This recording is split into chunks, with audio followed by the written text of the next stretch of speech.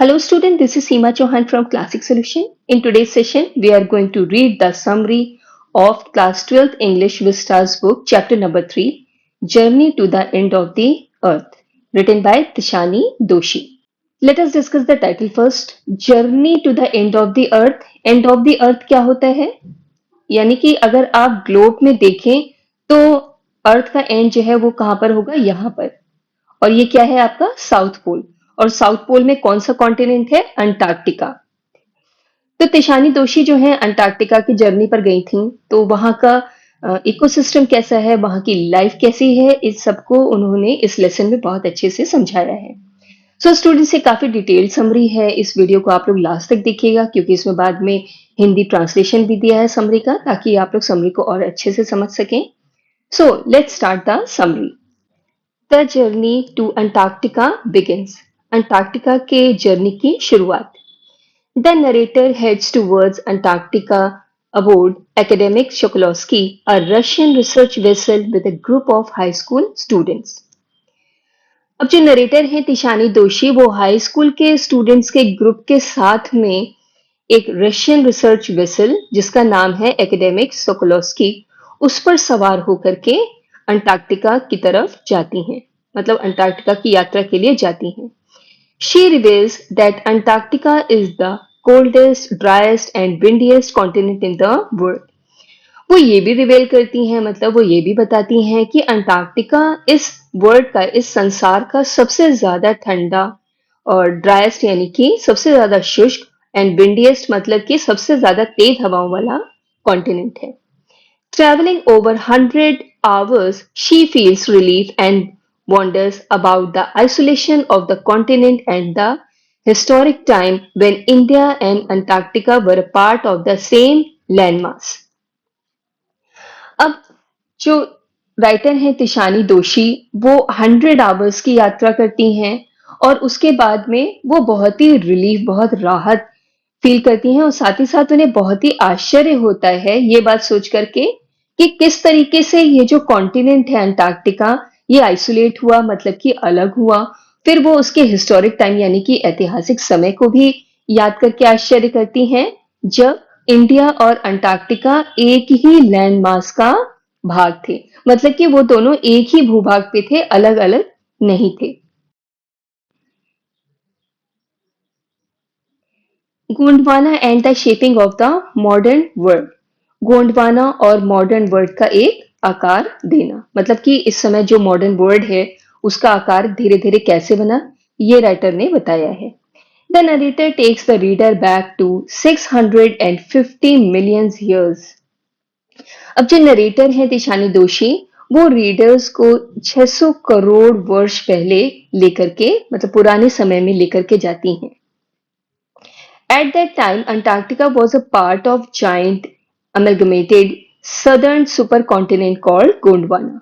उस समय जो अंटार्कटिका था वो एक बहुत ही जाइंट, मतलब बहुत ही विशाल, अमलगमेटेड मतलब कि एक यानी कि मिला हुआ, southern super continent called Gondwana, एक दक्षिण सुपर कॉन्टिनेंट का भाग था जिसे हम लोग क्या कहते थे? गोंडवाना कहते थे। मतलब कि सदर्न सुपर कॉन्टिनेंट को उस समय गोंडवाना के नाम से जाना जाता था, और अंटार्कटिका जो है इसी गोंडवाना का ही एक पार्ट था। Human had not arrived, the climate was warm and there was a huge variety of flora and fauna. Humans का जो है अर्थ पर अभी एग्जिस्टेंस नहीं हुआ था, मतलब ह्यूमंस उस समय तक धरती पर नहीं आए थे। द क्लाइमेट वॉज वार्म, उस समय क्लाइमेट बहुत गर्म था, and there was a huge variety of flora and fauna. Now what is flora and fauna? Flora मतलब होता है वनस्पति, पेड़ पौधे, एंड फोना मतलब होता है जीव जंतु। तो उस समय जो है क्लाइमेट बहुत गर्म था, और इस अर्थ पर जो है वो फ्लोरा एंड फोना यानी कि वनस्पति की, पेड़ पौधों की और जीव जंतुओं की जो है एक ह्यूज वैरायटी थी। Eventually the land mass broke up and was force to separate into countries. फिर अंत में क्या हुआ कि जो लैंड मास है, ये जो भूभाग है, वो धीरे धीरे टूटने लग गए, मतलब कि सेपरेट होने लग गए, और वो कंट्रीज में डिवाइड हो गए। The narrator is shocked to be in place where 90% of the Earth's total ice volume are stored. तो जो नरेटर है तिशानी दोषी, वो एक ऐसी जगह पर आकर बहुत ही शॉक्ड थी जहां पर अर्थ का जितना भी टोटल आइस वॉल्यूम है, मतलब कि पूरे अर्थ पे जितनी भी आइस है उसका 90% जो पार्ट है वो अंटार्कटिका में ही इकट्ठा है।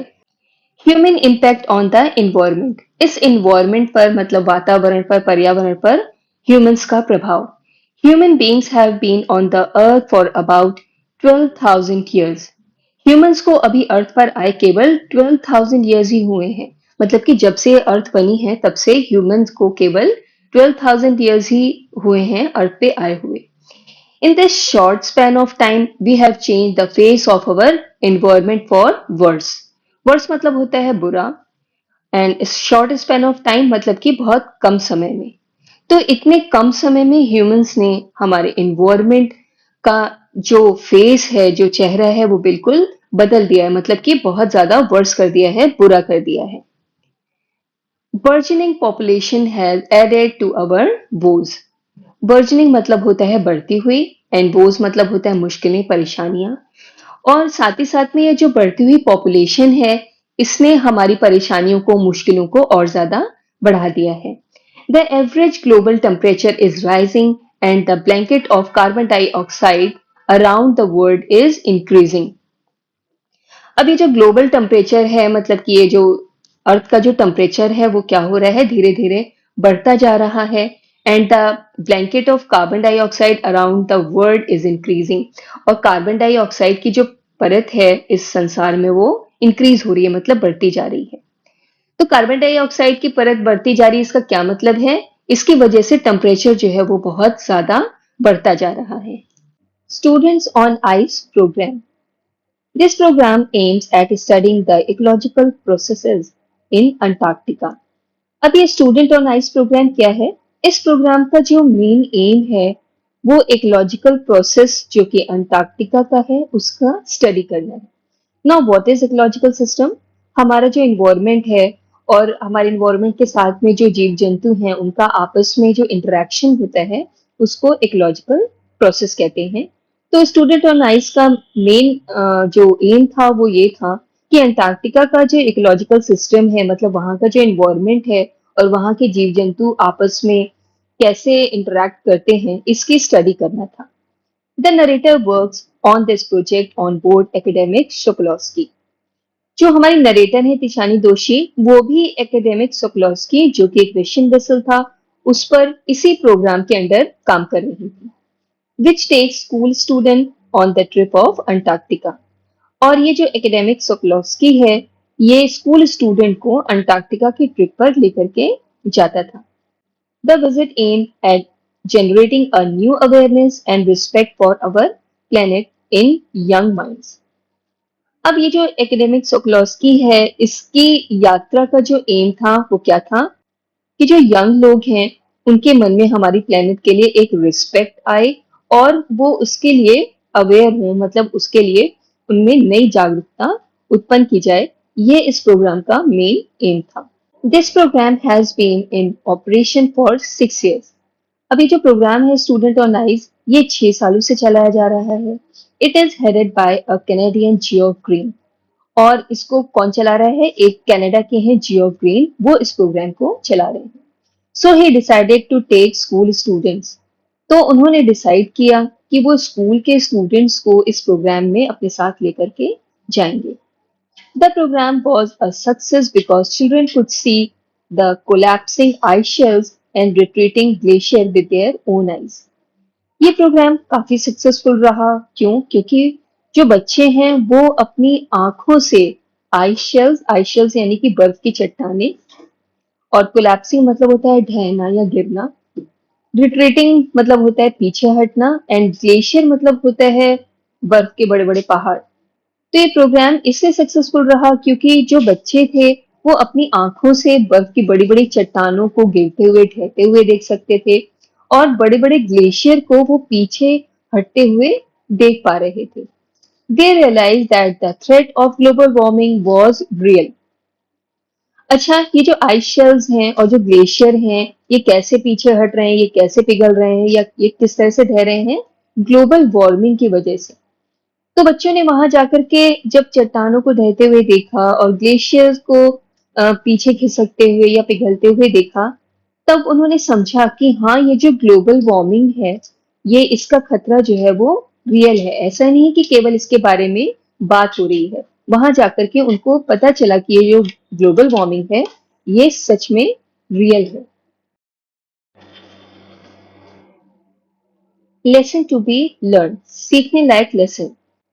The greatest lesson to be learned is little changes in the environment can have big repercussion. Repercussion मतलब होता है रिजल्ट। तो सबसे बड़ा लेसन, सबसे बड़ा सबक ये सीखने वाला है कि हमारे इन्वायरमेंट में जो छोटे छोटे चेंजेस हैं, इनके बहुत बड़े बड़े परिणाम हो सकते हैं।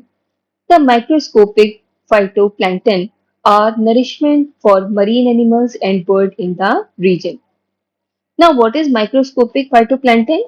ये जो बहुत छोटे छोटे से प्लांट हैं जो पानी के अंदर पाए जाते हैं, इनके बारे में बात हो रही है कि ये जो माइक्रोस्कोपिक फाइटोप्लैंटन है, ये मरीन एनिमल्स के लिए, मतलब वो एनिमल जो पानी के अंदर रहते हैं, और जो बर्ड्स हैं उस रीजन की, उस एरिया की, उनके लिए नरिशमेंट बनते हैं, मतलब उनके लिए ये भोजन बनते हैं।